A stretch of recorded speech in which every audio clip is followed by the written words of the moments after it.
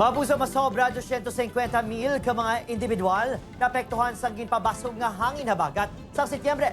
Mga malain nga tiyempo nga nagdala sang dako nga halit sa rehiyon. Balika sa pagtutok ni Kim Salinas.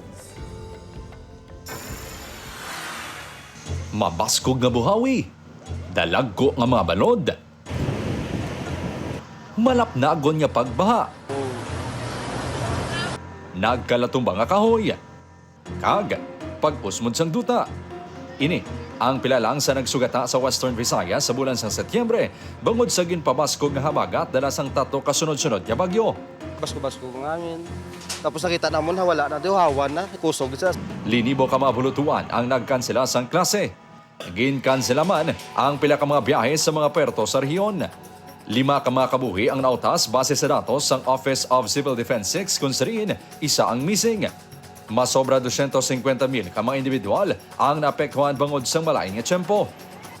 Isa ka bulan na nagligad, naigo man sang trough ni Bagyong Christine ang Western Visayas.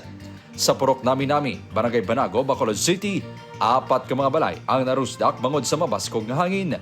May pila nga nagbakwit matapos nagkalaguba ang ilang mga puluyan. Kung gabi ka, tulog ka, may ginakulbaan kay. May arat tayo mga pagbugtaw mo, why na atop mo balay? Gambal ni Mayor, kagambal ni Kapsamo nga may gaam kami relocation, pila na kabagyong ginaulat namon, tiluay mangyapon action.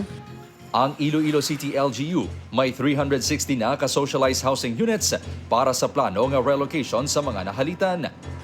Sa una nga semana sang Disyembre, pila ka mga lugar sa Aklan ang ginbaha bangod sang mamunog nga ulan dala sang shear line. May mga na-stranded nga salakyan sa banwa sang Altavas kag Balete sa Aklan.